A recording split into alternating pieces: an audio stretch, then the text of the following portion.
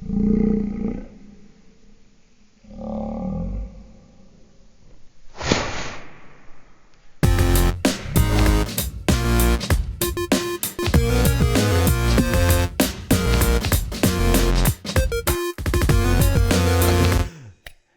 my name is Doc, and this is PopCast, a crowd-sponsored yo-yo show. I am here with Kyle Nations, but before Kyle says anything, I'm going to give a huge shout out to Greg Knowles, Jeff Atwood, and all of my sponsors on Patreon. You made it possible for me to come to St. Louis for the United Yo-Yo Contest, which is where we are now in Moonbase Studio. Again, shout out to all the Patreon sponsors. You can go to patreon.com/DocPop. You can help sponsor the show. You also get 10% off of yo-yos from my website, and you get entered into monthly raffles. So speaking of episodes, this week we are here with Kyle Nations, who is one of my favorite responsive yo-yo players, very innovative. It's like Kyle and Drew and Ed, who've been really pushing the Bandaloris project on Instagram, which is a great project. Kyle, how are you? I'm good. Right on.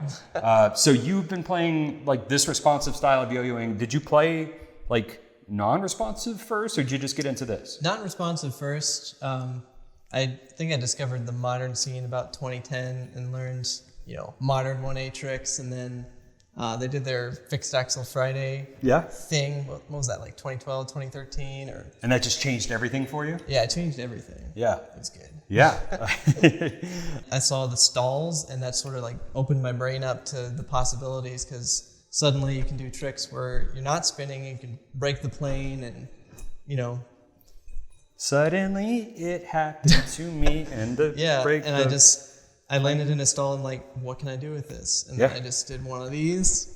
Like, oh, wait a second. Dude, I love that. We got something going here. And that was probably one of the first tricks that I was like, yeah, this is for me. What's different with like this modern wave of responsive is we're not trying to push sleep. We're not trying to do like the longest combo or do the same thing other people are doing, but on a wooden yo-yo. It is very much about those stalls and kind of like the stuff we could have done 60 years ago. Yeah. Literally, we could have done this a long time ago, and it's super weird that we're just now finding a ton of new tricks, like a whole new vocabulary to play with that could have been done before. So we're talking mostly about like stalls, but other things as well, recaptures, all sorts of stuff. I want to ask you, if someone wanted to get into modern responsive yo-yoing, they just got like their first wooden yo-yo, and instead of doing a sleeper, they want to kind of try some of this new stuff. What is the trick to get started? Stalls. Yeah. Just basic stalls, trapeze stall, and learning how to somersault out of it, because that's going to open up a whole world for you, because there's just a universe. With stalls, kind of some of the things you want are obviously a responsive yo-yo, high walls, because if you have kind of an H shape or a really wide yo-yo, what's going to happen is it's going to have a hard time balancing. And then you're also going to kind of want to keep the shape not like a straight line. You want to catch with kind of like a check mark shape or a V shape. A little cushion. Yeah, and that's going to keep it really stable. Like this is way more stable than this. Yeah.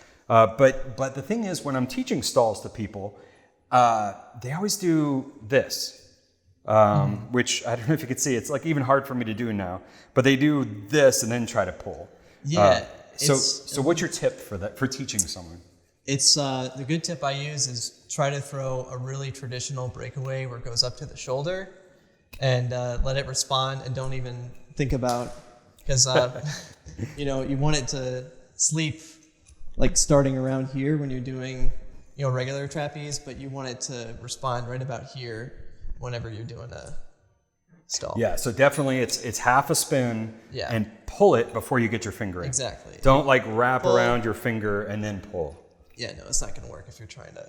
It's hard to do it wrong, but it's it's not hard to do it wrong. If I have seen so many people who've been playing for a long time, and we have this cemented kind of this is a trapeze. Yeah. It is super hard for them. Yeah. Like they'll throw a breakaway, and then when it comes time, they'll do this. Yeah. And then try to pull it afterwards. It's a hard habit to break. Yeah. Plus, you've been training to throw really hard, and this is all about soft throws. So, soft hands, concentration, not strength. Soft hands, nice lotion. What's your skincare regimen? None. None. Just all natural. All natural. So a great first trick is the trapeze stall. Trapeze stall. And then the next thing you're talking about was like the pull-out dismount. It's it's just a somersault, and then you let it go, because you can just pull your hands apart and drop it off, but it just gives a little bit of seasoning, Yeah. A little flavor. Well, not even seasoning for me. It helps control the yo-yo. So if I want to go to a brother's stall, I could go here. And it's that same thing, right? Where you just kind of break away and pull. But I find it's way easier if I do a pull. Because I don't know if you can tell, but I'm kind of cranking a little bit. The first pull and then pull. Yeah. So I'm actually getting a little more stable. It is hella stylish. But yeah, that pullover stall, or stall, pullover. That's a great starting trick for modern responsive players. Definitely. I like stop and go for responsive, like for someone getting into it. So yeah, the way I teach it, you were doing, the bottom mount. Yeah. But I'm talking about for like a noob. I know a lot of yo-yo players might be wanting to switch over to this, but for someone who's just getting started, throw a sleeper, make sure it's as straight as possible. Yeah. Catch it on the string, and with the string, going behind, bring your hands together and pull. At which point you are kind of actually twisted up in a cool little lollipop, and then you just pull your hands apart. So like, again, that's just bam, pull, bam, and then you can go around and, you can zipper it or whatever. Yeah. I don't know. I just do the regular stop and go usually. But I do this on the other side too. Oh, that's dope. Let's see that. So you went here, down, whoops. Yeah, do it down, and then it's sort of a chopsticky kind of thing. You go in there, and then it kind of wants to go up right away. I can't do and then you can just pull it right back out and land perfectly in your little thumb stall. I'm gonna get this. Yeah. Bam, down, up, down. Okay, yeah, that makes sense. Yeah. It's funny because stop and go is not a modern responsive trick. That's an old school trick. Oh yeah. But I've been enjoying it for like a trapeze stop and go, and then changing plane. So like there is new stuff we can do with these old tricks. What did you do? Something like that. Yeah. And remember, you're changing planes, so you're going basically to a UFO. So like hold down, pull your hands apart. And then I catch it on the 1.5.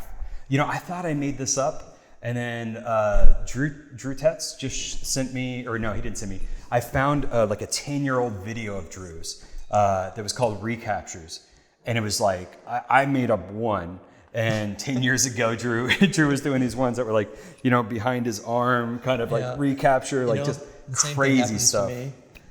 I was like.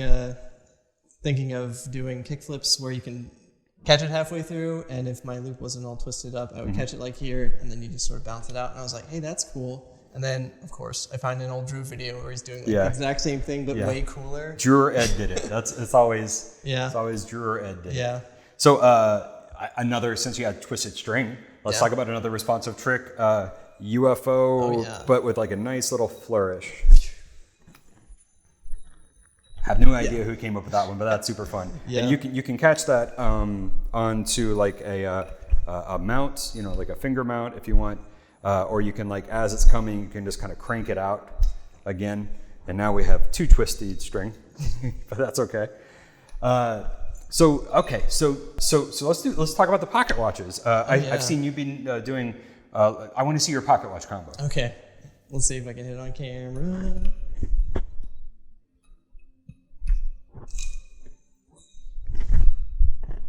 That's pretty close. That's pretty close. That's pretty close. So the first part is... Yeah, so I do a little bump up, just for style. You just pop it up, and then you catch it with your free hand. And as you're doing this, you can kind of pull it into that snag for the pocket watch. So yeah, at this point, it's like that. It's halfway wound up. Yeah. Okay, and then So when you want to, you can throw it to get it out. Just give it more velocity. Yeah. But you go like around and pop, like just kind of silly stuff. Yeah, you can do whatever you want with it, but I just do this thing. Right on.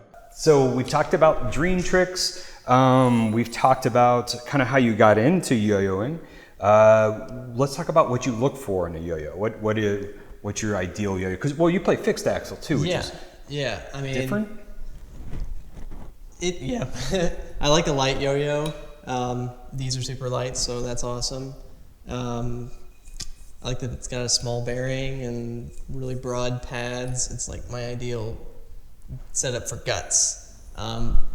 Like material-wise, though, I think I prefer plastic and wood, though. I'll definitely play with an aluminum. What's a good responsive plastic? Good responsive. I haven't found one. Okay. I haven't found one, but I mean, regular unresponsive. I really like a really good plastic, even the cheap ones. Like if it's a $20, like the First Base is great. Yo-Yo Vector Replay, those are awesome. But fixed axle, definitely, I really like wood. Anything Timber does is amazing. Yeah, so Timber seems to be your go-to wood yo-yo. Definitely. And what do they make? Do they make multiple yo-yos? They do. The one I play most is the Named after Ed Hoponic. Named after Ed Hoponic. Because it's just the perfect shape and size and weight, and it's made of oak, which I feel is just the perfect density, and I don't know. It's A-okay. It's A-okay.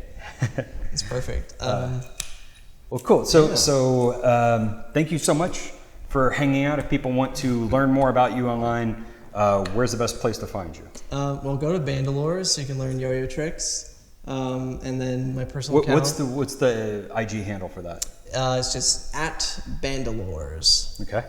And then my personal account is at National Kyle. Cool. On Instagram. You can also find me on YouTube, Kyle Nations. I have videos there. Cool. Well, thanks so much for watching this episode of PopCast. I think this is episode 22 or something. Thanks to all my Patreon sponsors for making it possible for me to come down to St. Louis and hang out with Kyle. There's going to be another video coming out around this time that's all yo-yo creators. I talked to 4 different yo-yo designers, which is awesome. There's like I don't know what you call a group of, like a tangle of yo-yo designers. Yeah, there's a tangle of yo-yo designers downstairs. Yeah. Stay tuned for that episode. Thanks again for watching, and thanks Kyle for hanging out. Bye-bye. Glad to be here.